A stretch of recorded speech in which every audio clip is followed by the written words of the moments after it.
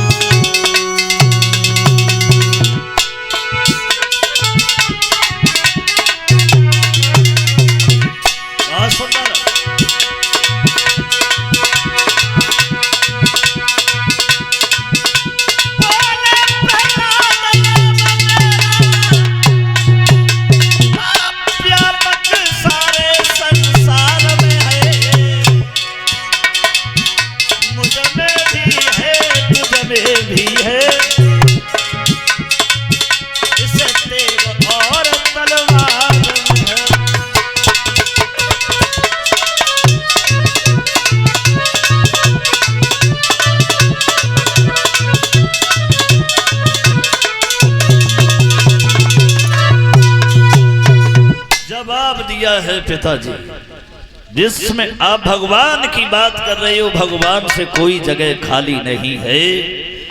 मुझ में भी है, तुझ में भी है, और इस तलवार में भी है और खंबे में भी है ना, लेकिन आपको दिखाई नहीं देता। उधर जैसे ही प्रहलाद के लिए हिरण्यकश्यप ने तलवार लेकर के मारना चाहा, तो खंबे को फाड़ करके नरसिंह भगवान प्रकट हो गए। बोलिए नरसिंह भगवान की। नरसिंह भगवान जब प्रकट हो जाते हैं, मारने लगे हैं हिरण्यकश्यप के लिए, पटकते हुए और डेहरी पे ला करके अपनी गोद में लिटा लिया। जिनका शरीर जो है मनुष्य जैसा है, आधा शरीर और आधा शेर के जैसा है। कहा है कि तूने मेरे भक्त के लिए बड़ा कष्ट दिया है, लेकिन आज तू बचने वाला नहीं है, तेरा समय आ गया है। हिरण्यकश्यप कहने लगा हमारा समय? बोले हाँ। नहीं, हमारा समय नहीं आया। अरे प्रभु, हमें तो कोई मार ही नहीं सकता।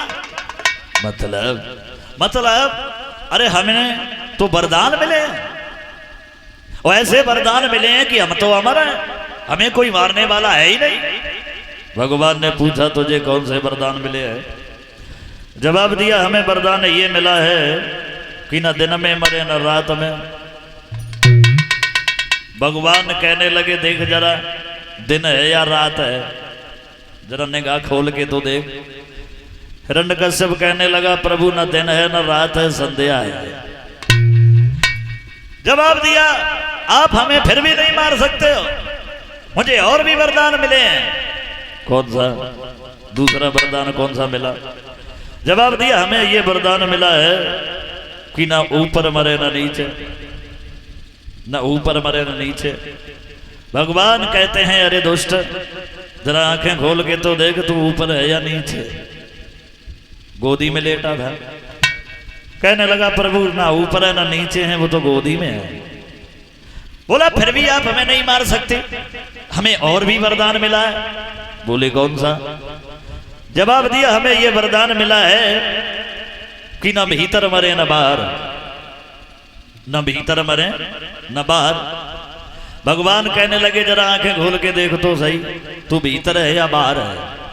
जवाब दिया प्रभु कहे तो सही रहे हो, न भीतर है न बाहर है, हम तो डेहरी पे है। बोले आप फिर भी हमें नहीं मार सकते। बोले और कुछ मिला है? बोले हाँ मिला है। क्या?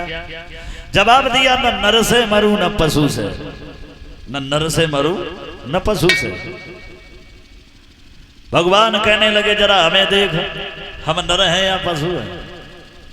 देखा, बोले प्रभु कह तो सही रहे हो, ना आप नर हो ना पशु हो, आधे नर हो आधे पशु। उसी समय भगवान ने क्रोध में आकर के और हिरण्यकश्यप का जो पेट था वह फाड़ दिया। हिरण्यकश्यप खत्म हो गया। भगवान का क्रोध जो था वो बढ़ गया था, मुंह से ऐसा लगता था कि ज्वालाएं निकल रही हो। प्रहलाद जो थे वो खड़े खड़े कांपने लगे। लक्ष्मी मैया आई, उनकी भी हिम्मत नहीं पड़ी कि भगवान के क्रोध को शांत कैसे किया जाए। नारद से कहा कि नारद, ऐसा तो रूप भगवान का हमने कभी नहीं देखा।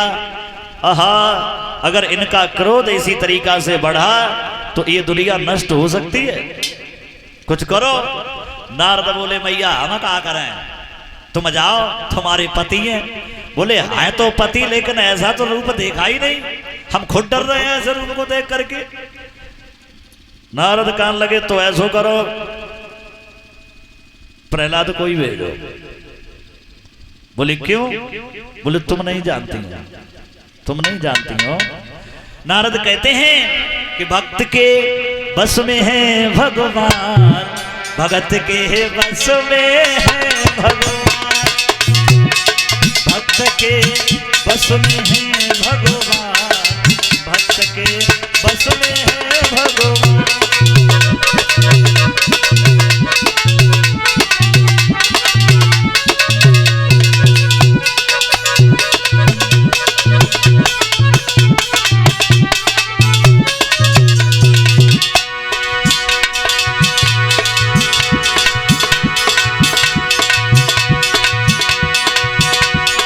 भक्त के बस में है भगवान, भक्त के बस में है भगवान, भक्त के बस में है भगवान, भक्त के बस में है भगवान।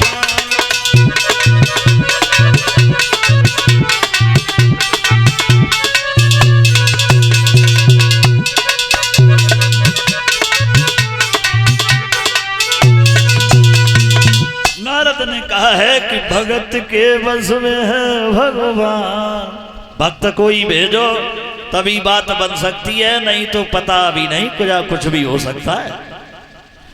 लक्ष्मी भैया ने कहा है बेटा जाओ और अपने प्रभु का जो क्रोध है वो शांत करो। और ये 50 रुपए आए हैं देशराज इसी गांव के रहने वाले हैं, उनकी तरफ से। भगवान हमेशा सद्बुद्धि प्रदान करते रहे। जब लक्ष्मी ने कहा है कि बेटा जाओ और इस अपने प्रभु का क्रोध को शांत करो, नहीं तो बात कुछ बिगड़ सकती है। कांपते हुए प्रहलाद आगे बढ़ते हैं, हाथ जोड़ करके कहने लगे प्रभु आप अपने क्रोध को शांत कर लीजिए। मैंने आपको बड़ा कष्ट दिया, आपने हमारी हर बार रक्षा की, लेकिन आज के बाद में आपको मैं नहीं बुलाऊंगा। अपने क्रोध को शांत कर लीजिए। आपके इस क्रोध को देख करके और ऐसा रूप देख करके मुझे डर लगता है। अंदाजा लगा सकते हैं आप, जब प्रहलाद ने हाथ जोड़ करके कहा तो नरसिंह भगवान जो थे प्रहलाद को गोद में उठा लिया और उठा करके बैठा लिया और अपने भक्त के चेहरा की ओर देखने लगे। इधर प्रहलाद भी भगवान की ओर देख रहा है, आंखों से अश्रुधारा प्रेम का बहने लगा। भगवान ने कहा है प्रहलाद तुम हमसे वरदान मांग लो। तुमने हजारों मुसीबतें उठाई, हजारों दुख सहे, लेकिन तुमने हमारा नाम नहीं छोड़ा। तुम जैसे भक्तों के ऊपर मैं सदा प्रसन्न रहता हूं, हमें तुम्हारी जैसे भक्तों की बहुत जरूरत रहती है, वरदान मांगो। प्रहलाद कहने लगे प्रभु क्या वरदान मांगे? अगर वरदान देना ही है तो हमारे पिता का जो वध हुआ है उन्हें नरक नहीं बल्कि स्वर्ग ही मिल जाए। भगवान कहते हैं प्रहलाद हमारे हाथों से जिसका वध होता है वो नरक में नहीं सीधा स्वर्ग में ही जाता है, और तुम्हारे पिता को हमारा धाम प्राप्त हो गया है। इस तरह से प्रहलाद को भगवान दर्शन देते हैं, उनकी रक्षा करते हैं, हिरण्यकश्यप का वध होता है। फिर अपने स्थान को चले जाते हैं और प्रहलाद वहां के राजा बनते हैं। बोलिए भक्त वत्सल भगवान की। अब आइए जरा आगे और बढ़ते हैं एक और भक्त के बारे में।